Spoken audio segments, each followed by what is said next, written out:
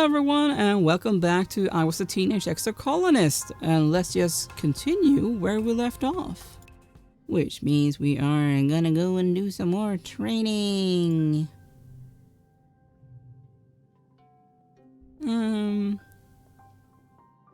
What does that one give?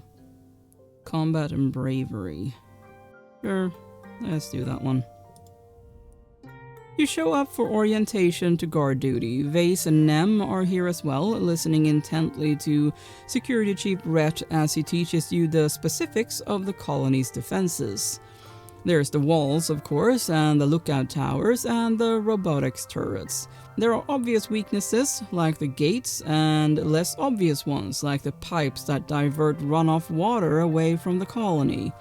And there are high-priority targets, like engineering and geoponics. You're surprised to learn that the living quarters are considered lower priority. Duh, Vase mutters. During an attack, everyone's supposed to be defending the colony, not hiding under their beds. There are kids, okay? It's a lot to learn quickly, and Rhett doesn't let you make mistakes. He drills you and drills you, first on your knowledge of the colony, and then on actual drills, physical fitness and reflexes, loading and firing a blast rifle, securing a dangerous situation, and combat tactics both as a group and solo. If the lookouts on the walls see anything, you'll be the ones to shoot it, he says as you struggle with reloading the cartridge in your blast rifle. There might not be time to wait for backup. You have to be able to make and act on the right choice without hesitation. He looks you right in the eye. You're not only a guard while you're on duty, he says seriously. You are being charged with the defense of the colony itself. I expect you to be ready at all times to answer the call. Frustrated, you fumble the cartridge and it clatters to the ground. Rhett stops it under his foot. No slacking. Keep your mind and body sharp and ready for anything. Rhett leaves you to figure out how to reload your blast rifle on your own. Vase is already finished, of course, but Nem stops what she's doing to help you. There's a latch here, she says, flicking it with her thumb. If it's deployed, you can't click the cartridge in. Got it? You nod. It's easy when someone actually shows you how. I'm not gonna say that. That's her dad. The chief's kind of intense. Vase scoffs. You deserve it if you're just using this as an excuse to slack off. I'm not. But, I mean, to be able to do something, you kinda need instructions, you know? If him hurting your feelings is what it takes to make you colonists realize that defense isn't a hobby, I hope the chief chews you up and shits you out the other end. Vase leaves in disgust. Nem shoots you a sorry look and follows him, shouldering her rifle as she goes. I mean, yeah, might be the last time that I do the combat thing, the guard duty, because I think the other one also gives friendship with him. I don't want to be friends with you.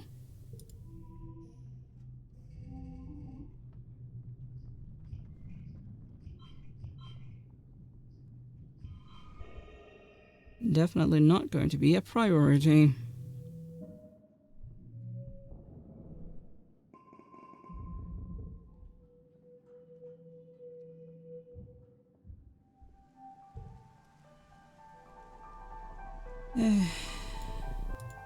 I'm definitely not a fan of him.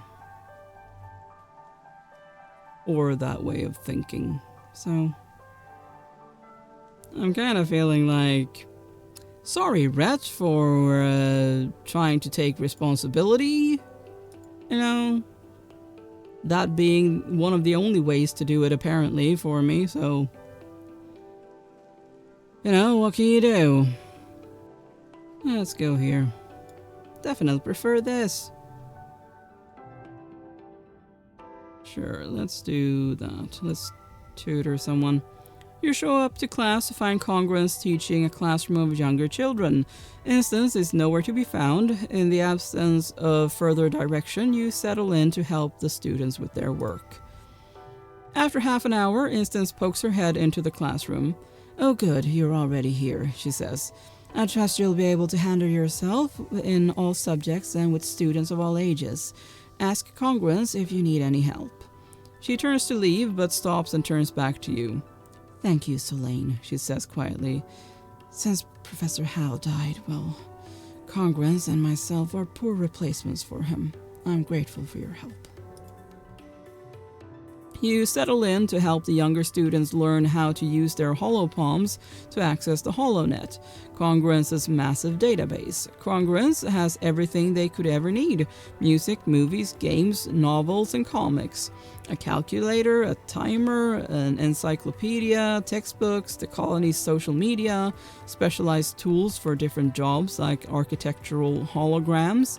It's a massively powerful tool, and it's in their literal hands.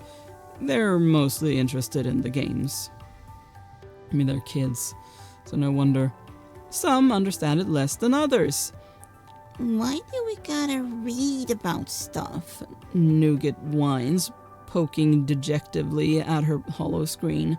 The skin around her newly implanted holopalm looks a little red, like she keeps picking at it. "I just want to go play." That looks infected. You take a closer look at Nougat's holopalm implant.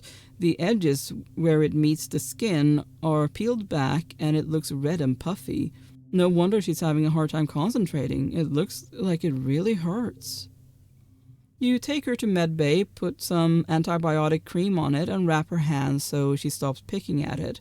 She's excused from this lesson until her implant heals properly, so you spend some time with her afterwards showing her how your own holopalm works. The quieter environment of the medbay seems to help her concentrate, and soon she's zipping through Congruence's archives on her own. Looks like you're pretty good at this tutoring business.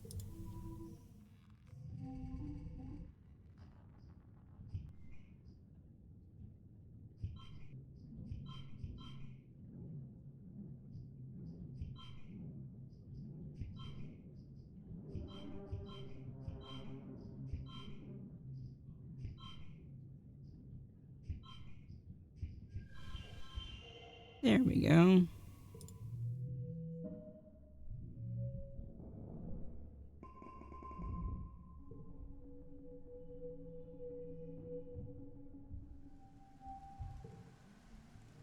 Another month gone.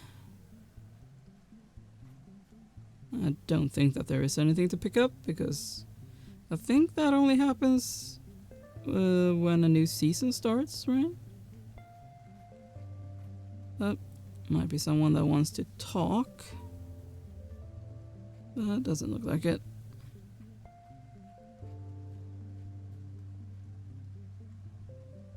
Let's do some more here. Nougat is 9, and you don't think she's stood still since she was born. She's having trouble in the classroom setting, but that's why you're here. Some kids just need more help than others to stay focused. Yeah, I mean, she might have ADHD or something similar. She's working on using her finger to spell out words to match images on her holopalm.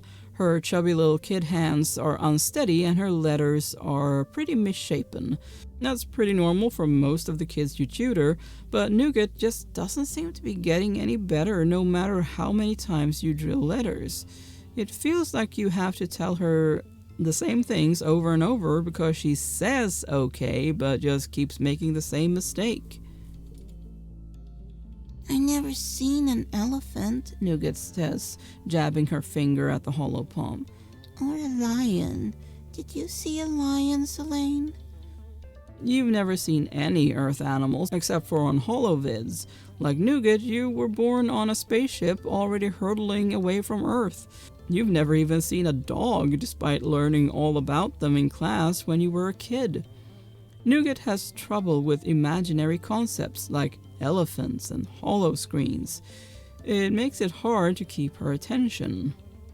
Well, I mean, I'm guessing that either of those could help. I'm gonna go for that one. Yeah, change the assignment to Vertumnan animals. Earth animals? When is Nougat ever going to need to know how to spell the words for Earth animals?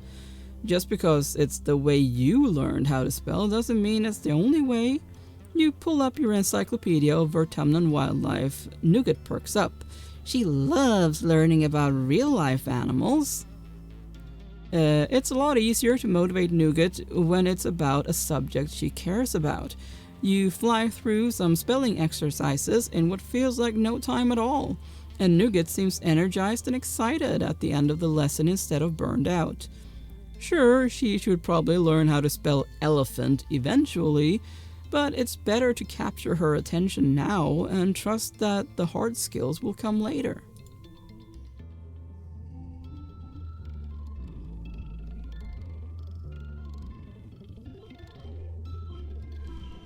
There we go.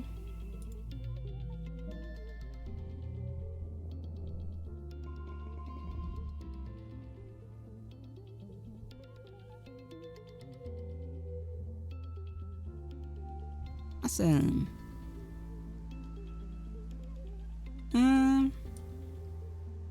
Let's check if there are any speech bubbles. Otherwise, I will do some more tutoring. Looks like we'll be going back to tutoring.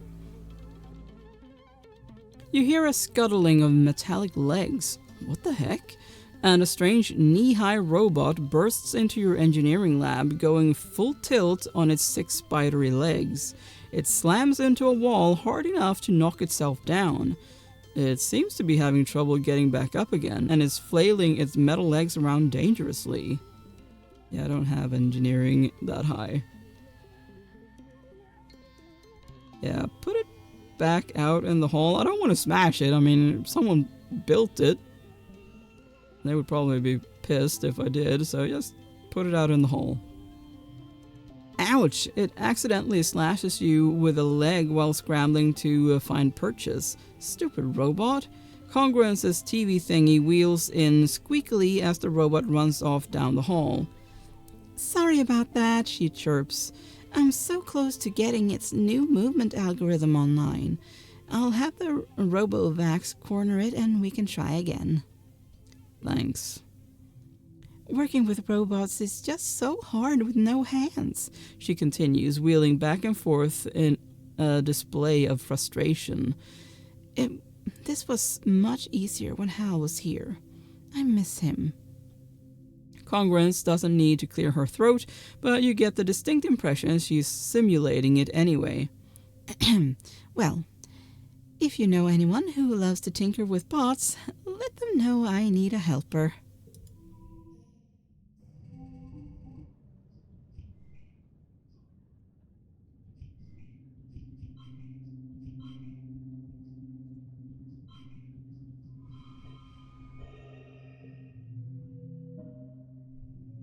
Bit of a mistake using a log on the unchangeable one, but oh well. Didn't pay enough attention, I guess. Glow. Hey!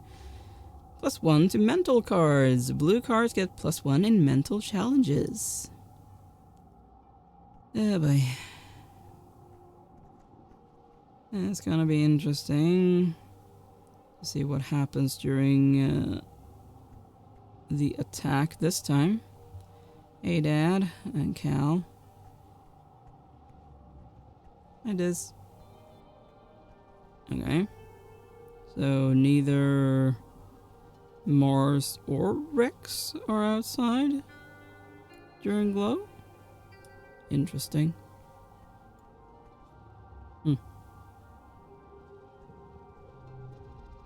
Dis looks up at the dark sky, illuminated by the fungal glow coming from the forest.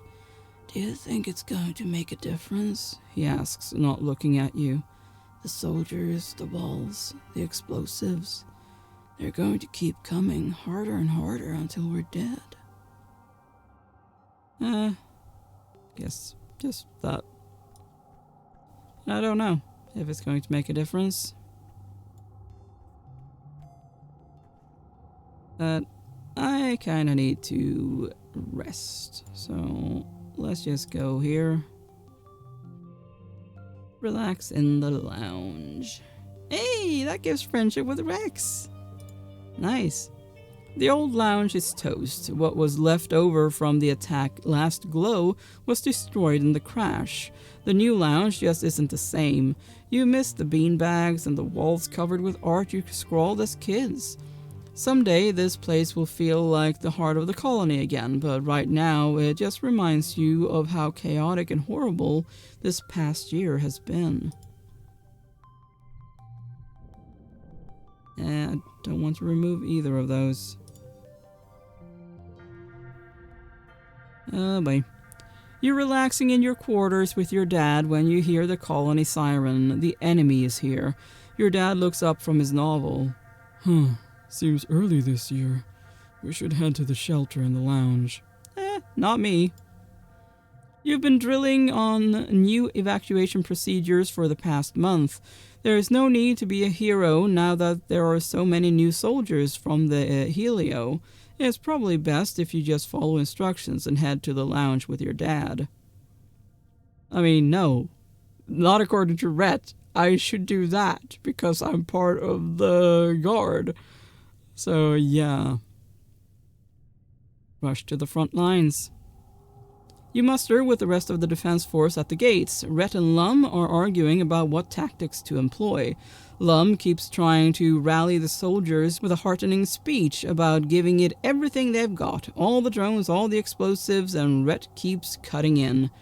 We don't need to take any big risks, Rhett insists. It's a smaller attack, and we have more than enough blast rifles and turrets. We should save our other resources for when we do need them. Which makes sense.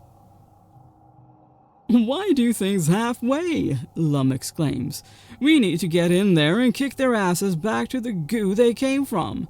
We need to show people that we have everything under control for morale. Rhett tries one more time to wrest control of the forces back from Lum, but Lum cuts him off. Fire the explosive rounds, he orders. Arm the charges. Shells scream through the permanent night. Followed by explosions, you feel vibrate up through your boots. The Helios are unfazed, but you and the other Strato guards exchange nervous looks. You hear yelling, then another boom as the secondary explosives detonate. The baying of bloodthirsty animals reaches your ears, then Lum holds his finger to his hear speak. Great work! Just the stragglers incoming. Open the gates.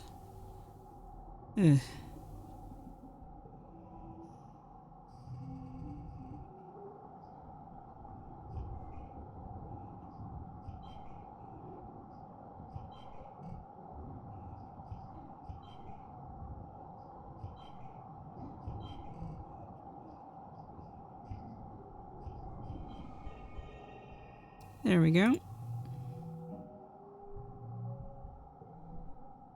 You face off against a lesser Xeno, some kind of finned semi-aquatic thing, already half dead and limping doggedly through the gates.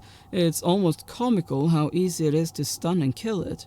By the time you're done, the other soldiers have dispatched the rest of the creatures. Smoke drifts in from the battlefield from the explosions, an acrid scent of triumph.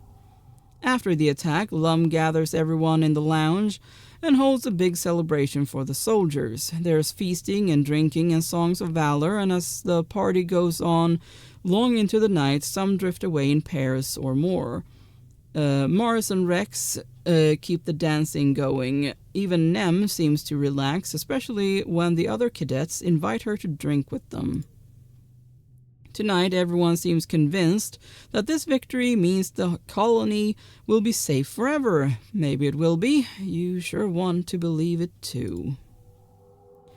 That will not be the case. That's for sure. And I'm now 16. Okay, let's check around if there is anything to pick up before we decide what to do.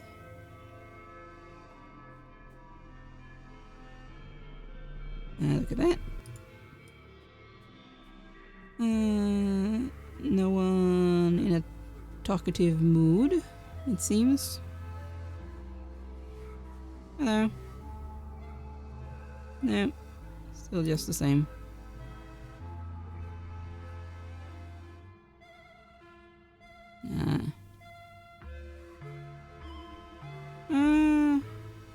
Sure. We can do some engineering. You and Nomi are doing independent study after hours when they stand up from their beanbag chair and do a little victory dance. Yes, they shout. It worked. Look, Solane.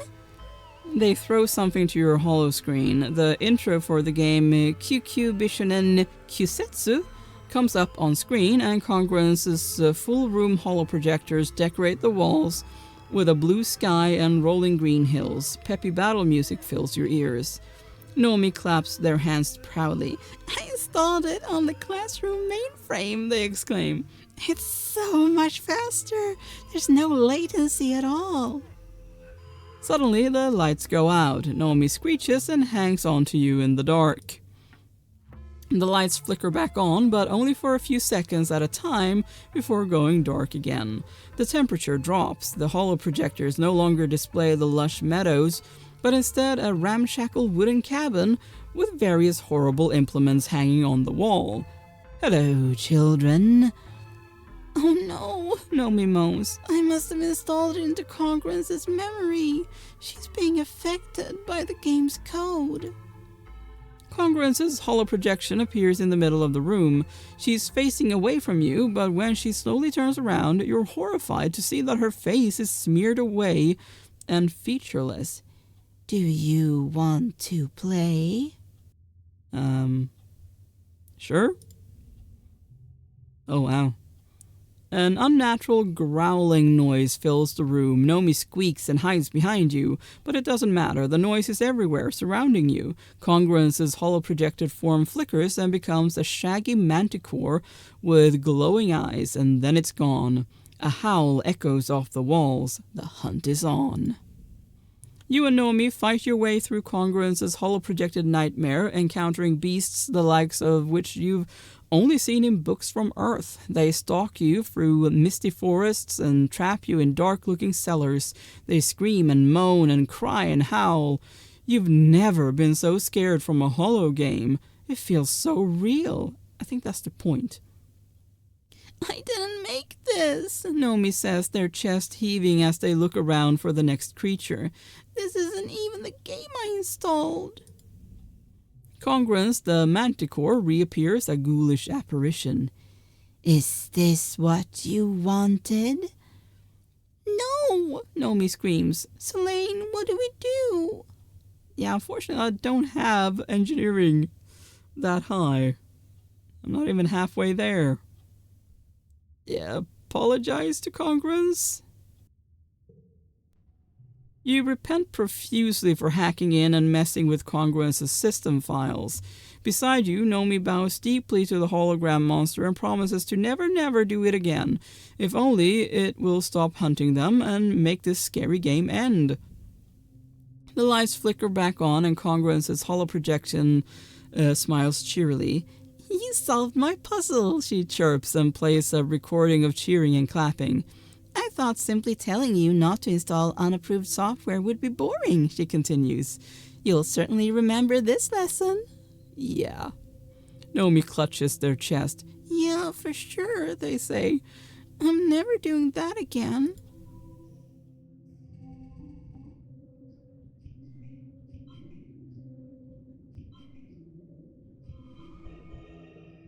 There we go.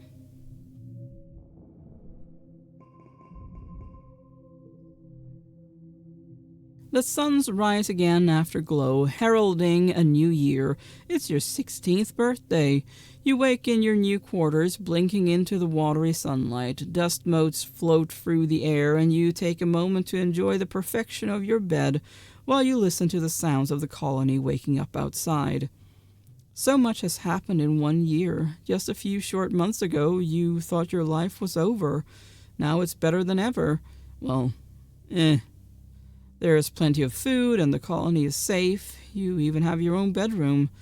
You're considering snoozing until your dad wakes up when your reverie is interrupted by someone banging enthusiastically on the door. It's Cal. Happy birthday, he exclaims, giving you a big hug. I wanted to be the first person to say that.